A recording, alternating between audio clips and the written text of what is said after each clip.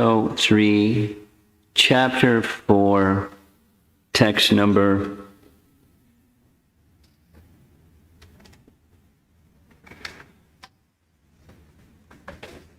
which one is it? 5, 6, 7? 7? 6 and 7. Okay.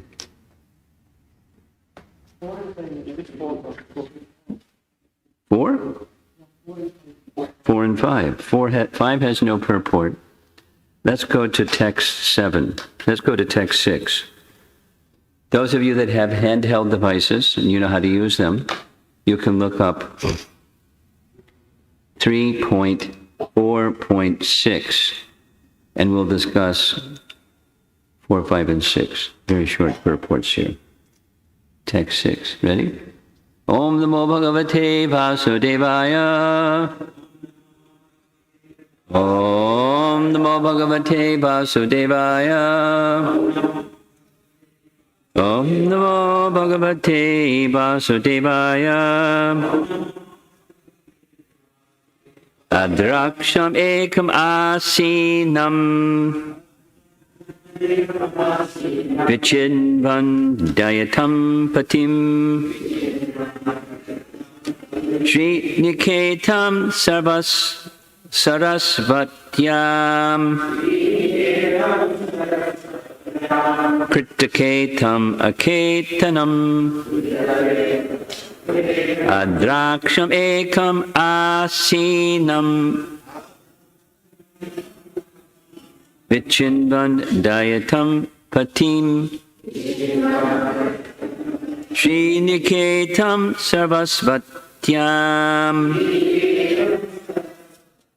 Kritaketam aketanam. Someone from the men's side can chant.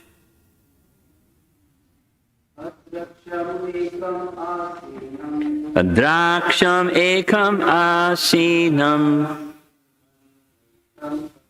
Vichinvan dayatam patim Shri Niketam sarasvatyam Kritam ketam aketanam.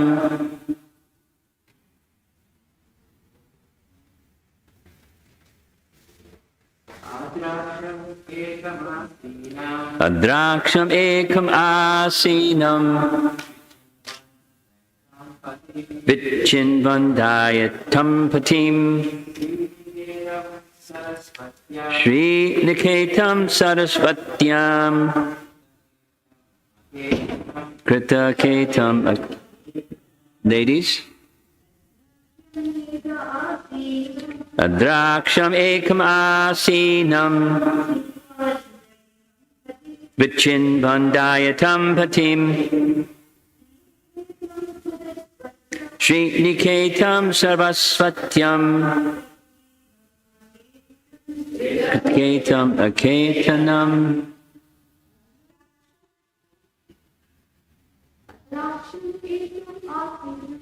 Adraksham ekam asinam Vichinvan dayatam patim Ekam sarasvatyam Kritaketam ketam. Adraksham ekam asinam Vichinvan dayatam patim Sriniketam sarasvatyam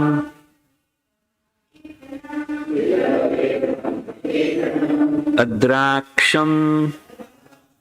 I saw ekam alone asinam sitting Vichinvan deeply thinking dayatam patron patim master Shri Ketam the shelter of the goddess of fortune Sarasvatyam on the bank of the Saraswati. Krita ketam, taking shelter. Aketanam, being situated without a shelter. So I'll read the translation, we'll go back, and then read the translation again. Thus following, I saw my patron and master, Lord Sri Krishna, sitting alone and deeply thinking, taking shelter on the bank of the river Saraswati, although he is the shelter of the goddess of fortune. So we're going back to text 4,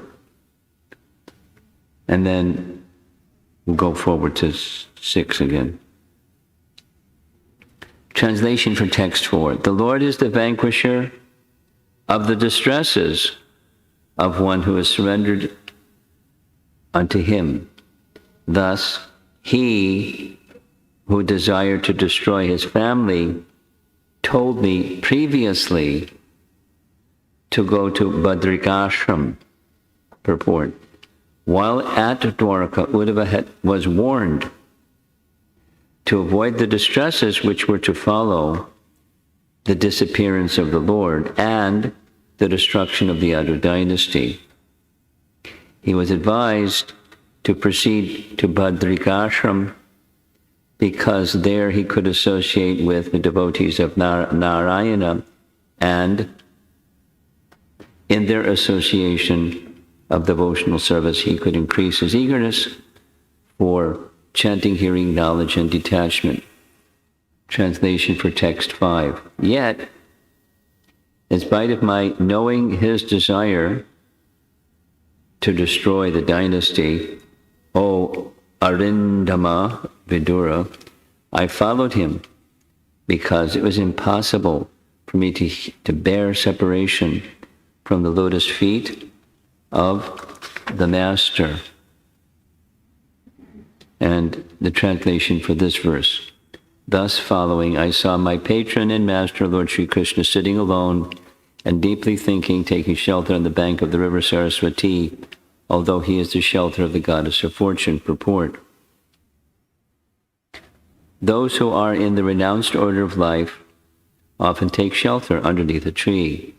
The Lord was found by Uddhava in that condition of taking shelter, as do persons who have no shelter.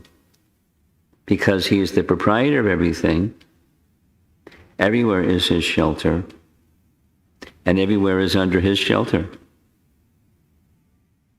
The entire material and spiritual cosmic manifestation is sustained by him, and therefore he is the shelter of everything. So there was nothing astonishing in his taking shelter in the way of the unsheltered, or in the renounced order of life.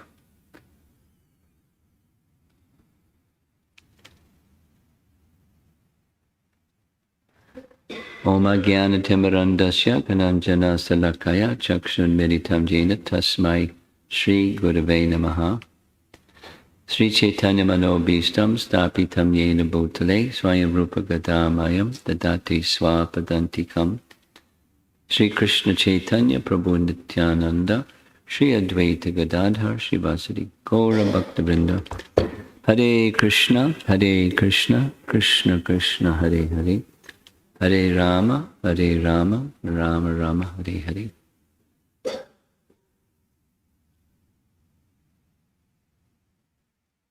Thinking about what the subject matter of this verse is,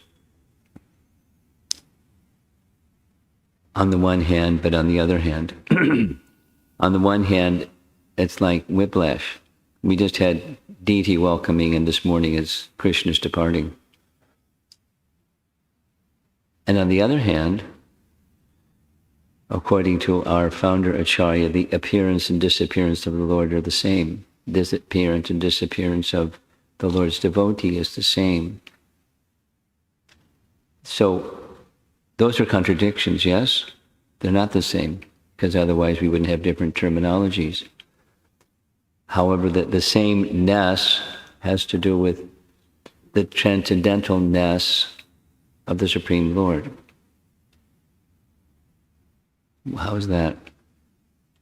Within Vedic literature, within Bhagavad Gita, within the Upanishads, within the Bhagavatam, within the Vedic literature, the statements of contradiction are abundant. Yes? Ishopanishad. He walks and he does not walk. He's within everything, but he's outside of everything.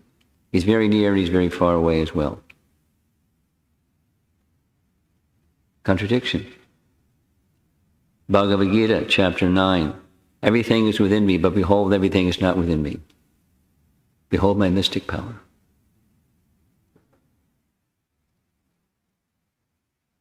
Contradictions? Apparent contradictions. So how to reconcile contradictions? Or the appearance of the Lord and the disappearance of the Lord are reconciled in the sense that they are pastimes of the Lord, or to understand unity and diversity, or to understand reconciliation of apparent contradictions. And the reconciliation includes Krishna is everything. So within Krishna is this, and within Krishna is that. And to say within Krishna is this, and within Krishna is that is correct, because within Krishna is everything. Although if you just take this or just take that, they're contradictions. You can't have this if it's that. If you have that, it can't be this, because they're contradictions. He can't be inside everything and outside of everything. Just like we can be in this room, we can't be outside the room. If we're outside the room, we can't be in this room. But he can be inside and outside at the same time. Everything is within him and everything is not within him. Same. He's one of a kind. We're not like that. Because we're not like that doesn't mean he can't be like that, because that would be a contradiction. I'm taking some time to discuss something that, spiritually speaking, one needs guidance to understand statements of the scripture, because otherwise you use your little binary processor called the mind, and it bounces. It doesn't go in. It can't be this and that, because they're mutually exclusive or contradictory. A one is not a zero is not a one. And that's how the mind works. It's a binary processor, so it doesn't go in. So then when it has to go to a different position than the binary processor position, and then how are we going to understand it? Well, we can understand it by revelation. And how does revelation come? Revelation, according to one of my favorite verses these days, from Brahma Samhita, revelation comes according to faith. Here's the verse. It's just after, shortly after the Govinda prayers in the sequence of Brahma Samhita. Yadrashi yadrashi shraddha siddhi bhavati tadrashi. Yadrashi yadrashi shraddha. Yadrashi tadrashi. As this, so that. It's a comparison. It's announcing a metaphor. Over here is something, and over there is something. We can understand as something unknown through something known. So this, so that. So, yadrashi, yadrashi, shraddha. What does shraddha mean? It means faith. Shraddha. According to one's shraddha, faith, siddhi bhavati. Bhavati means arises, or voila in French. It happens. It becomes manifest. Bhavati. And siddhi bhavati. Bhaktisiddhanta's translation in his English word for siddhi is realization. Realization manifests according to one's shraddha. Or it doesn't manifest. if one doesn't have faith. It's exactly what Krishna says in Bhagavad Gita twice. Without faith, mogasha moga karma no, moga jnana vacheta saha, defeated, or defeated. Moga. So one cannot understand, one's fruitive activities are not going to be successful. Nothing is successful. Defeated if there isn't faith. Supposing one has faith in Karmakanda. Supposing one doesn't have faith in Bhagavan or Bhagavad Dharma, one has faith in Karmakanda. One will get result according to faith. It's the same principle. And faith leads to proper conduct, and proper conduct leads to accumulation of piety, and piety leads to results. Impiety leads to results. The faithless go down. Mogasha. So, back to the text. That was all a detour. What we did yesterday, what we're doing today, or hearing today. It's Leela of the Supreme Lord. And the person who is narrating the Leela of the Supreme Lord is a knower of the Supreme Lord. He has faith. He also has direct experience. Because of his faith, he's provided the opportunity of direct experience. And going back, this is Canto 3. And the narrator is, because there's some persons that haven't been with us the past few days, the narrator is Uddhava. One of the things one can say about Uddhava is, outside of Vrindavan, he is the most elevated Vaishnava outside of Vrindavan. That's saying something. Because there's many elevated Vaishnavas. The most elevated Vaishnava outside of Vrindavan. And for that reason, Krishna sent Uddhava to Vrindavan. For multiple reasons. He was a trusted messenger. Krishna wanted him to carry a message, which he did. But he also wanted Uddhava to then experience the unique, unequaled love of the residents of Vrindavan in comparison to all those who are outside of Vrindavan, because he hadn't been to Vrindavan. And so he had this experience of the love of the residents of Vrindavan.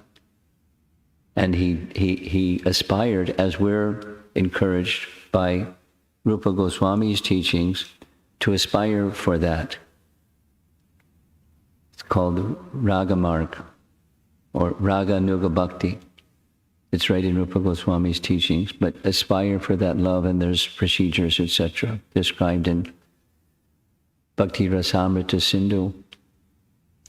So Uddhava is such a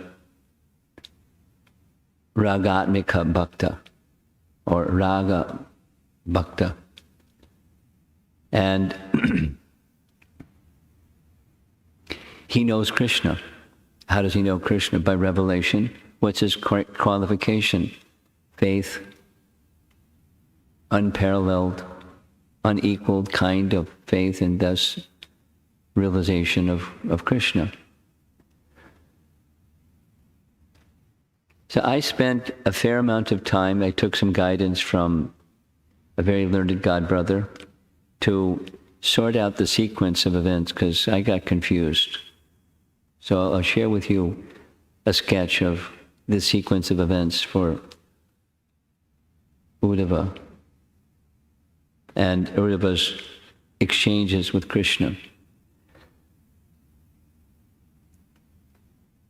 Uddhava is with Krishna in Dwarka for the whole duration of time that Krishna was in Dwarka. He gave him some services and some message carrying kind of services, but he was with Krishna the whole time. So he was so intimate with Krishna, he knew when Krishna was going to depart. And so he approached Krishna in Dwarka. And the celebrated Uddhava Gita,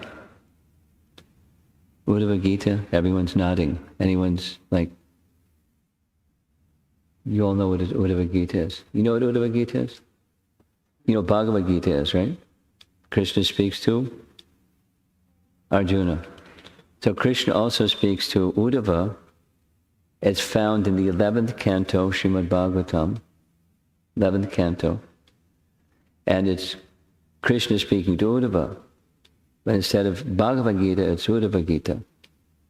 Uddhava is such a celebrated person that gets named after him. It's not Uddhava's talking, it's Krishna's talking to Uddhava. And that takes place in Dwarka. There's a nice painting I like. I regularly show it when I do visual presentations. Uddhava is holding onto Krishna's feet in Dwarka. And he's pleading with Krishna, take me with you. You're going to leave. I know it. In my heart, I know you're going to leave. Please take me. He doesn't say, please don't go. He says, please take me with you, because I can't bear separation. So that's Uddhava Gita.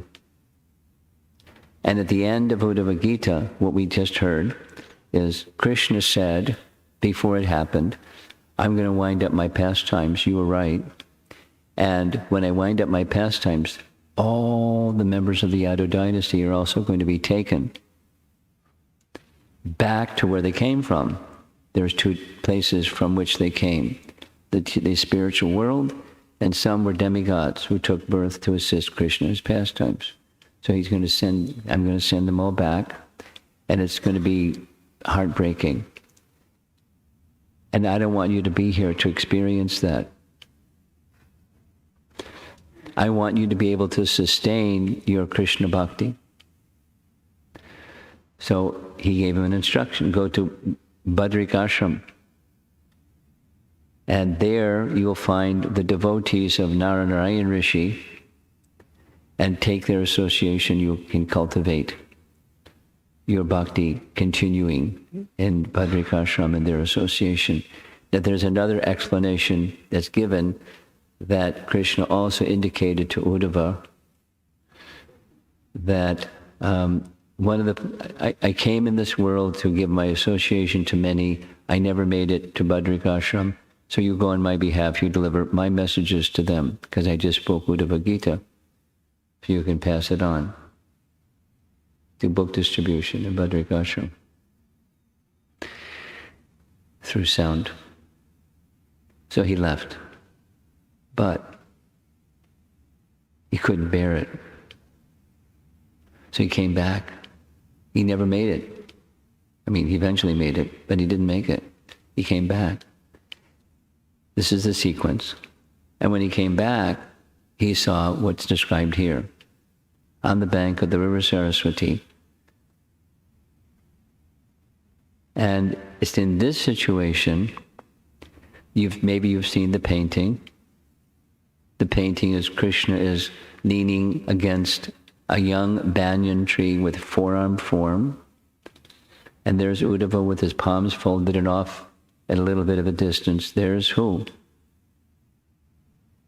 Starts with an M. Maitreya, right.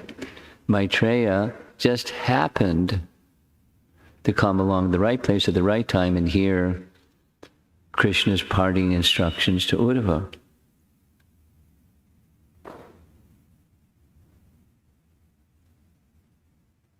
And in that section, Krishna spoke of Vidura, three things. Krishna told him again, some exchange, and told Uddhava, go to Badrik Ashram, like I told you. And very soon, Vidura is going to come. So soon Vidura came. And when Vidura came, he said, oh, Uddhava, how nice to see you. Because Uddhava had started heading from this place, which is by the bank of the river Saraswati. I got ahead of myself. Uddhava started going, and he got as far as Vrindavan, in the forest of Vrindavan, and that's where Vidura saw him. That's where this discussion is taking place, because one of the verses was, Uddhava is speaking to Vidura. It gives a name of, rather than Vidura, but in a family relation, his Vidura. And when Vidura heard that just before Krishna's departure, he thought of him. He was so happy. Like, the Lord is thinking of me? How fortunate.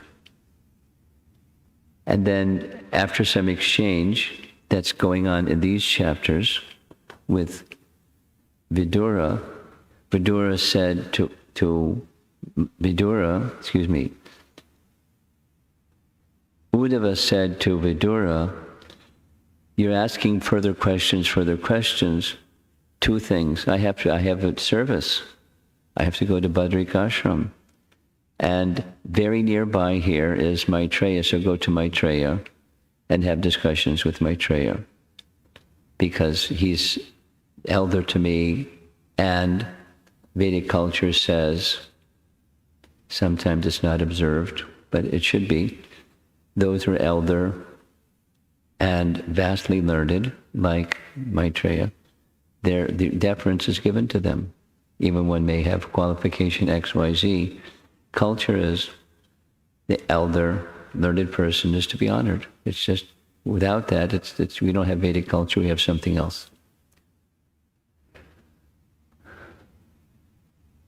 So that hasn't happened yet, that's coming attractions. But at this stage, that's the chronology or the sequence of events. And Krishna is, the verse that we read, he is in deep contemplation. Now, our Pujari was asking me, because in the previous class I had mentioned, this is about Krishna's departure, but the very last chapter of Canto 11 describes Balaram's departure. And I just commented it was very unique, so you asked me after class, tell me about it, what happened? So here's what happened. And there's very little written in the 11th canto, chapter 30, but it says, before Krishna departed, Balaram departed. Similarly, Balaram sat underneath a tree by the sea, because this is near Prabhas, and he was in deep meditation, and it says he merged his identity into the Supreme. Now he is the Supreme. Other Puranas describe something far out, and there's paintings that depict it. From his mouth came a form of Anantashesh. And he then went to the bed of Ananta and was transported to the spiritual world. That was Balaram's spectacular departure. Pretty unique. But that's Balaram's departure. And then Krishna felt something. I mean, he's the Supreme Lord. So it's not that he's insentient, he's sentient. And he felt separation from Balaram. Although it's his plan, he felt separation from Balaram. And then he did all of this, what we're hearing. Sat beneath a tree, meditating deeply. And Uddhava comes along. And they have this exchange. That's what he's described. That's the section that we're in. So to repeat something that, especially for those of you that weren't with us earlier, those that were with us earlier, no harm in hearing again and again. These are pastimes. We have this nice brush, the whitewash brush. Everything is just, we say it's lila. And it's nice because it's lila.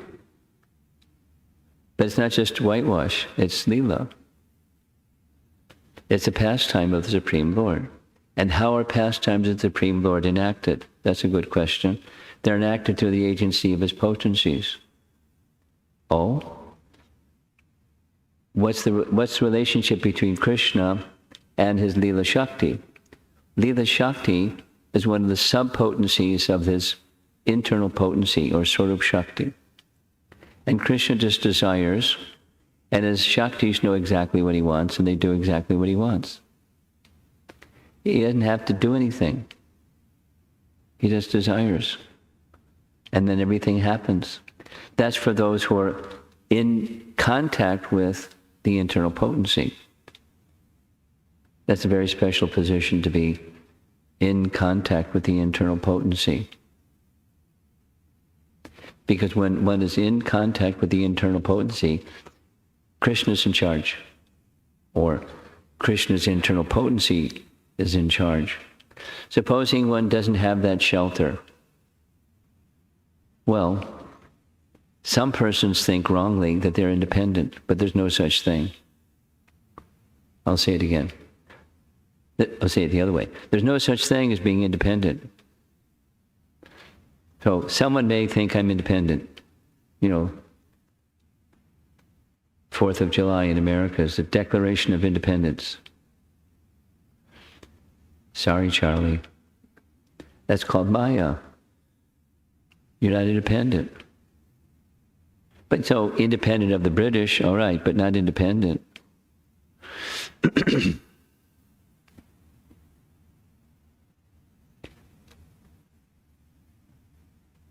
So many things to say. So we're dependent. Dependent or dependent? We're dependent. So we're dependent on the external energy, and that acts one way. That's the shadow potency. And then there's the internal potency. Supposing those persons, back to where we started, that are faithless, they're not going to have any realization of transcendence, because that's a prerequisite. Krishna won't reveal truth. So if you don't have truth, what do you have? You have illusion, and you're operating with illusion as if it's truth. It's material life. In the course of my travels, I just say a couple things and going to end, so get ready for an abrupt ending. In the course of my travels, I met a family. They have 2 boys and a girl, young. And there's not a temple in that area, so they're kind of new, but mom and dad they like Prabhupada's books, so that's their access to Krishna consciousness. And a little bit of association, but no temple, no regular hearing, not substantial regular hearing. Like, this is temples are a place for regular hearing, just as Devakinandan said yesterday.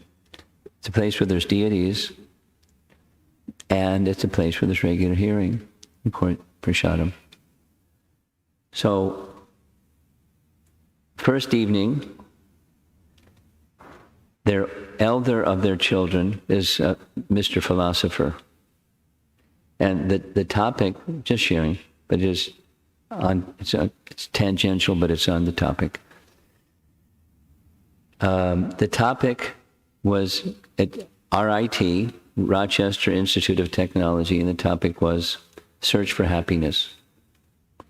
So at the end, one of the first questions was this older of the children saying, why is happiness important?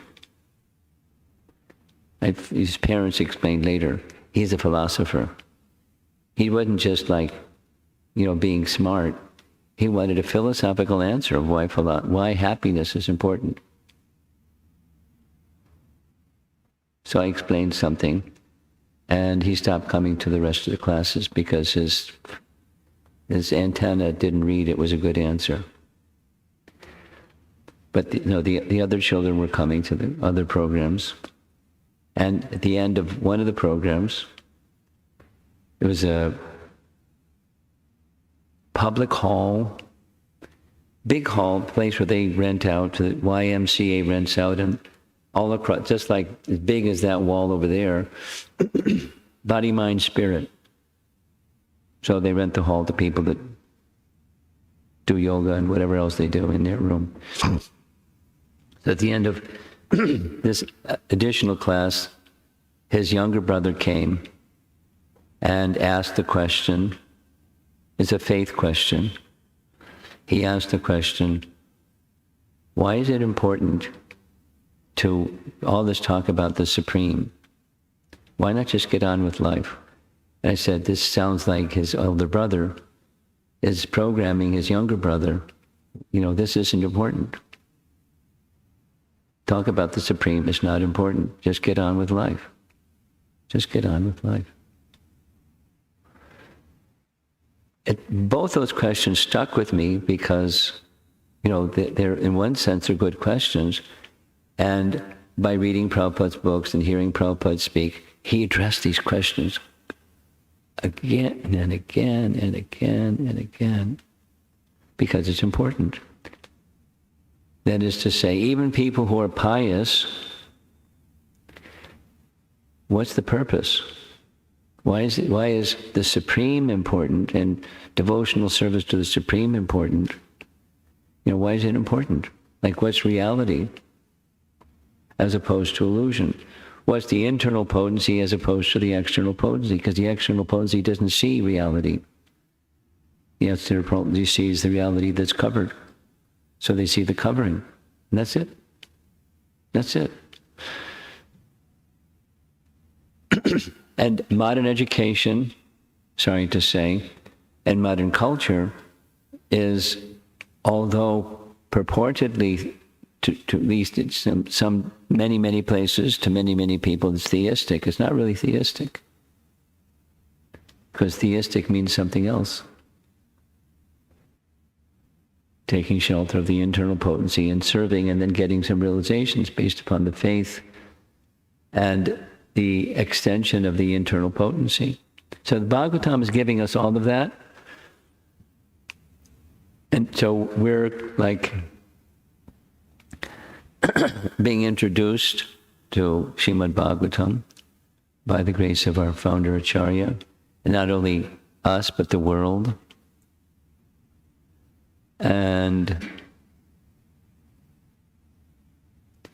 the internal potency is being extended to us by the agency of the one who's carrying the internal potency.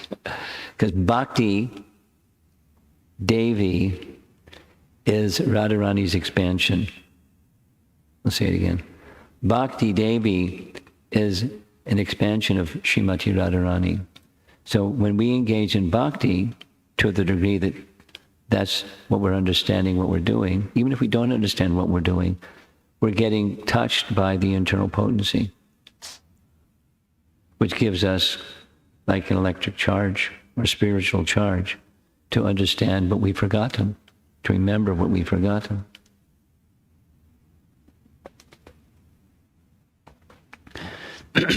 So these are not fanciful stories or mythology or Harry Potter or, something. It's not imaginative. It's historical. Uddhava is revealing he's revealing Krishna and his relationship with Krishna and details and details and details that otherwise we're not going to get access to except through this sound vibration and hearing it with some faith.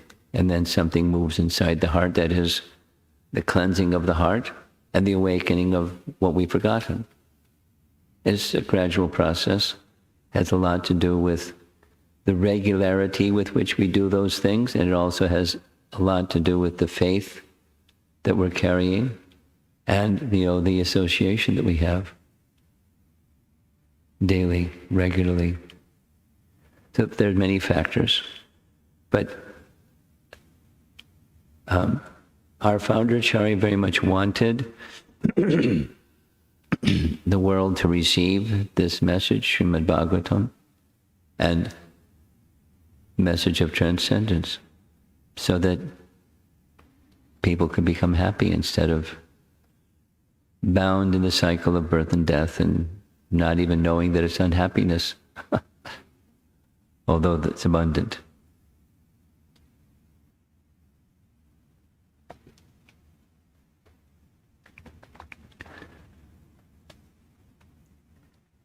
So that's a little discussion on this morning's few verses. Let's see if there's some questions.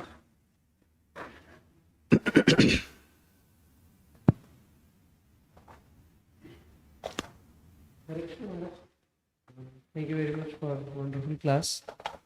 So you mentioned one thing like Uddhava is a Ragatmika Bhakta. So my question is he become Ragatmika Bhakta by the association of the Gopis and Brajvasis, or he was Ragatmika Bhakta? What do you think? You're asking a question that seems to have an obvious answer. So what's your understanding? How did he become? How does anyone become? My understanding is because as you explained in Mana Siksha, the Raga Marg was in that Srila Raghunath Das Goswami prays to Vrindavan Brajvasis Association to get the Raga Marg. So my understanding is Nice going. You've answered your question, which I thought was the answer clear? Should I repeat the answer? In Manushiksha, Raghunath Das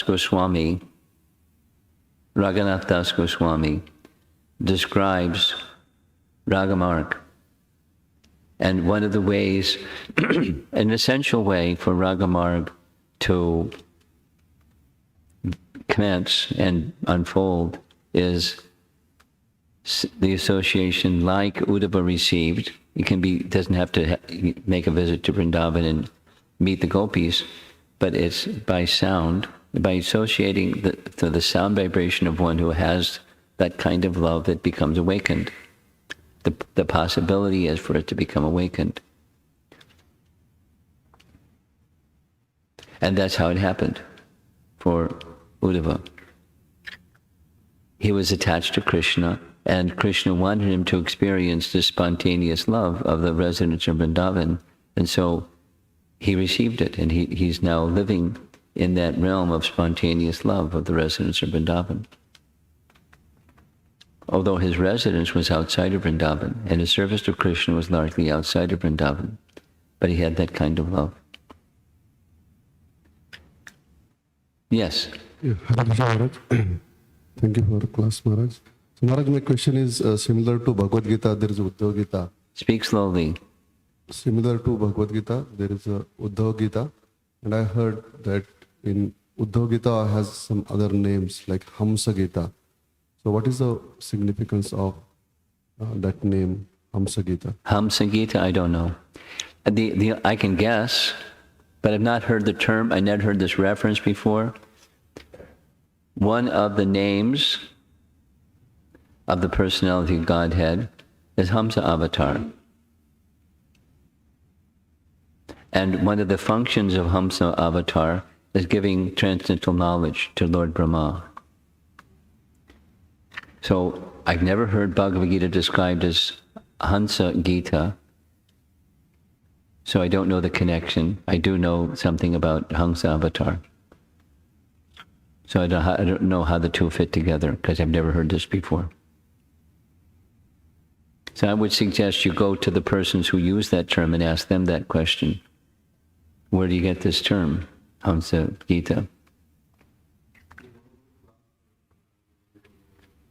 You've heard it in class sometime.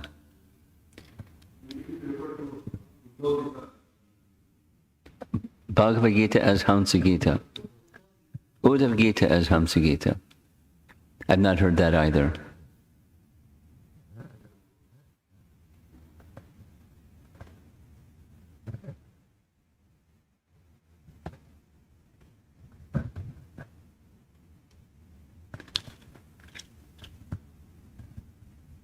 Hare Krishna, Guru Maharaj.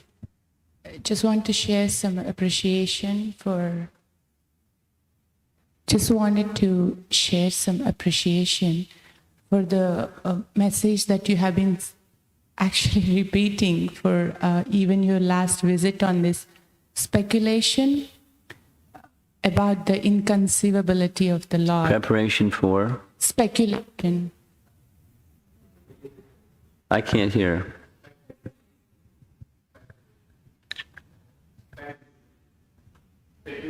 Speculation. About. Sorry. Everyone can hear, and I'm just. I think we are still figuring out the sound system of the temple. Okay. It's better than Chicago temple sound system, that's for sure. I struggle like anything with that sound system. Go ahead. About the inconceivability of the Lord. Intention. Inconceivability. Inconceivable potency. Yeah. Okay. So your message is really helping to stay on the course with faith, irrespective of what mind says, yes. You got it. Thank you so much for that. I just wanted to ask some practical application question, Guru Maharaj. As we can see, Shri Radha Shamsundar here, I know all our hearts were so moved and we just want to completely dedicate our lives. Obviously, last 3 days and last few weeks were going like that. But now that they're actually here, I wanted to ask, what are some of the ways that we don't take it for granted? And the second thing, considering the practicalities of our other worldly duties, how can we still deepen our... I guess what I wanted to ask is, take on more services and more responsibilities in spite of whatever other things happening in our life. The second one, it's time management, and it's not. My recommendation in the time management department is it's not volume or quantity, it's quality. And whatever it is that you do directly or indirectly is something that you do in relation to the deity, and different persons have particular affinity for different deities. I mean, as I'm saying this, I'm thinking of a devotee that has this amazing affinity for Radharaman in Vrindavan. I mean, they have their own deities, but their heart is with Radharaman in Vrindavan. So does it. I send them because I know they have that love. They my favorite deity, and you can see them dancing. Their heart is so. Where there's affinity, then the things that you do is for the Lord of your heart. So my response to the second question is let that affinity grow naturally. It doesn't have to be more. Just see your life in terms. My response connects to, in a more mature way, the whole mindfulness topic, which is a popular topic today. Mindfulness. So mind has everything to do with where the heart is, and where the heart is, whatever you're doing, it's in relation to where the heart is, unless you're absent. So therefore, mindfulness is where the heart is. And the first answer is how to not become, again, complacent in a business as usual kind of thing.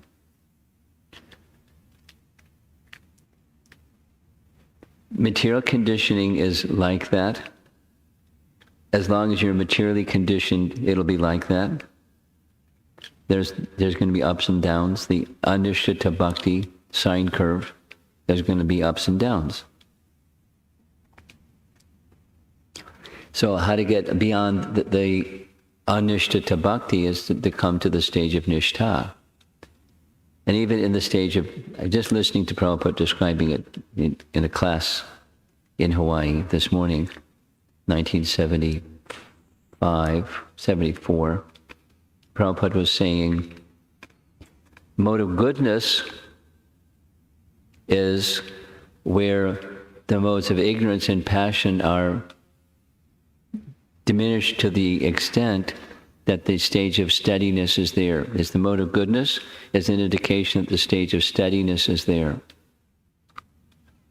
And when the stage of nishtha is reached, it's not that that is a sign of that one is a pure devotee. It means that the influence of ignorance, which is forgetfulness, and passion, getting so absorbed in stuff that I forget the mode of goodness, purpose of life. So when that stage of steadiness is reached, that's the nishtha stage. The influence is negligible.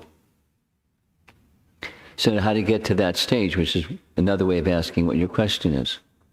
You know, you go through the anartha nivritti. You expect there's going to be the ups and the downs because of anarthas within. It is not something outside of yourself. It's just the influence of things inside. The modes of nature, specifically ignorance and passion, and the extent to which that clouds reality. So we've been experiencing something closer to reality. I just had a little conversation with the head priest that just left us. He showed me, I said, where are you going next? He's going to Delhi. And he pulled out his phone and showed me the magic on his phone. That there's a 7-foot. Did he show you the same photo? He's going to Delhi before Nrsimha Chaturdasi. He's going to be installing a 7-foot Nrsimha deity at Radha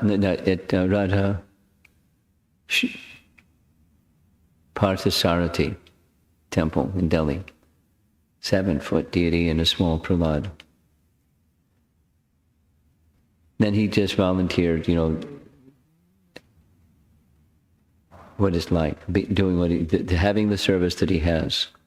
I mean, we've had, so responsive to your question, we've had some experience. But he was meditating as Premananda and some others with full absorption, but he's going to go from this one to the next one.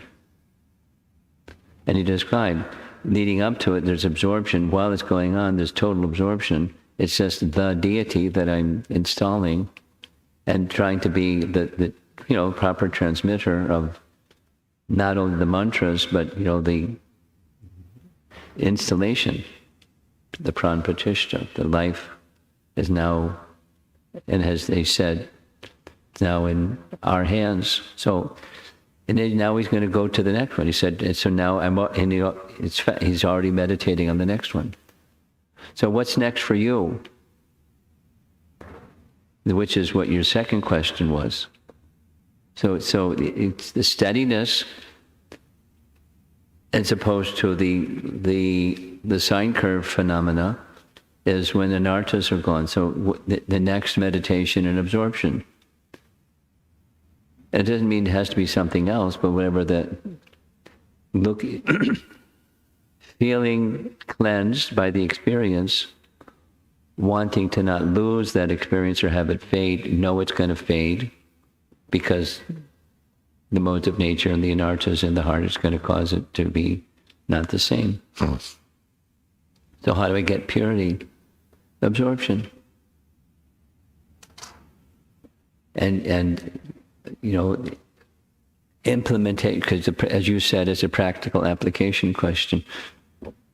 How do I practically apply myself to the stage of bhajana kriya so that the anarthas can go more quickly? And there'll be less of the sine curve or bungee cord effect, because it's just how things are in this world. How can I stay in the mode of goodness is another way of asking your question. When the tada rajastamo bhava kama lobhadayashi cheta etarna sitvam satves prasidati. It's right in the Bhagavatam. So then you apply yourself to the sadhana and with proper intention in that sadhana. So the sadhana bhakti, nicely performed, will get you there. In good association. Until then, expect the sine curve.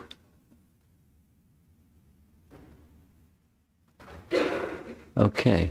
Anyone? Yes.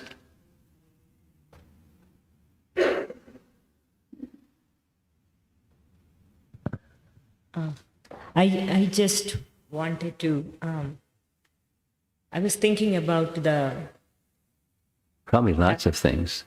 Huh? Probably lots of things. Actually, one particular thing about the early 90s when you started serving here as the GBC, and there was no devotees here. And I can never forget that because, Well, you were here, yeah. and you're a devotee, so don't say no devotees. So you came. I did. Just like you are still coming here. Yes. Systematically, not even a break, from those days till present, you are always with us. And I'm not thinking about the building or anything. I mean, it's for Shri Radha Shyamasundar. They are looking wonderful on the... Yes, they are. Very nice outfit too. Compliments. Yes, but I mean, when devotees are thinking about what they should do, and your message has always been, you are always into training and education and systematically doing things and doing with intention, and so many things you have taught. It's not a new And- message. So many different things you have taught, and I feel like there is no lack of service. Even if you take a look around, this is like a forest now. So I cannot even bear. Here's one. See that light that's flickering up above the stage?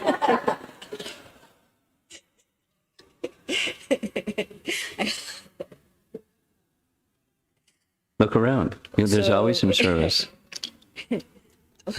I just wanted to take a moment to thank you for the patience with which you have been training us over so many years and staying with us this past 3 days and doing anything and everything I asked of you. I'm so very, very grateful. And, this is all because of you. I have to say that. I know you wouldn't want me to say it. Yeah, well, I'll take your message and turn it around and say what I said to Uddhava. This is not Krishna's sanction, but Krishna's plan. From the get-go. From the get-go. Krishna had a plan. We didn't know what Krishna's plan was, but the plan's been moving, and the plan's been moving. Things happened that was just very clearly, it was just Krishna's plan. And some of us stepped in and said, okay, let me be part of the plan. So, as the message is, this is my response to your statement. You're giving me credit, and I'm saying I was just a pawn, or maybe, a castle or something on Krishna's chessboard. He had a plan. And that's who, we're just little people that are striving with the desire to do some service as an instrument of the Supreme Lord's plan. And there's no limit. Is there a limit? There's no limit to what any one of us could do and, may do, depending upon, our Krishna consciousness. We shouldn't over-endeavor or, do something cuckoo, but just be an instrument. There's more to come in Krishna's plan. Depends on how we reciprocate as instruments. Not just maintaining the building and all those things, making sure the light gets fixed, and there's things. But it's not those. That's part. But the essence behind it is the mode of service, and looking for where there's some opportunity that matches what my capacity is, and you step forward and do that, and then the next thing, and the next thing. That's Krishna consciousness. Starting something is difficult. Maintaining it is more difficult. It's the same question asked, or my comment is the same thing as my reply to Amrita Kelly. There's a discussion point over here. Govinda Mohini, bring the microphone. Quickly. Don't dilly-dally. Go with her so then you can bring it to the next one. Go ahead. Hare Krishna Guru Maharaj, this point you made about when we do services, the quality is more important than quantity. Yes. So sometimes I feel for chanting, since I'm not able to offer so much of a quality, I would like to increase the quantity. That will help. Is that... that will help.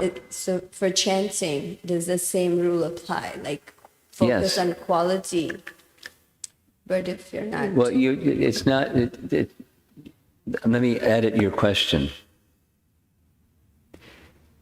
It's the same rule. Does the same rule apply? The goal is, what's the goal? The goal is to revive our loving relationship with Krishna.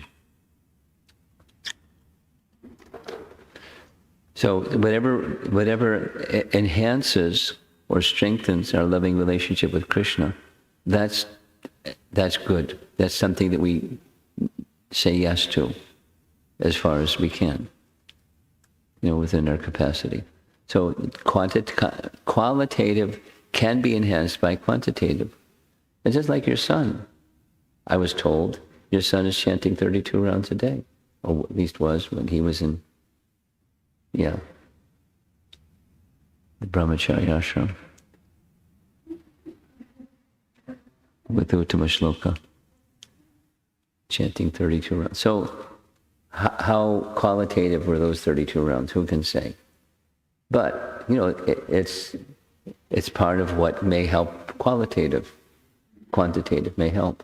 So what's the editing to your question is, the rule that applies is whatever strengthens our affinity and absorption in Krishna. That's what we want. And so that's the criterion. And it's not easy to what about this or versus that? But if you're whether you go it's this or that, if the purpose is the right purpose, you'll get there.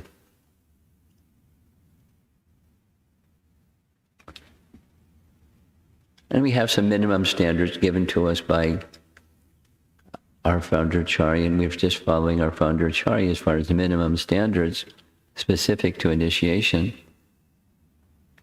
But there's a lot to say on that topic. Anything else?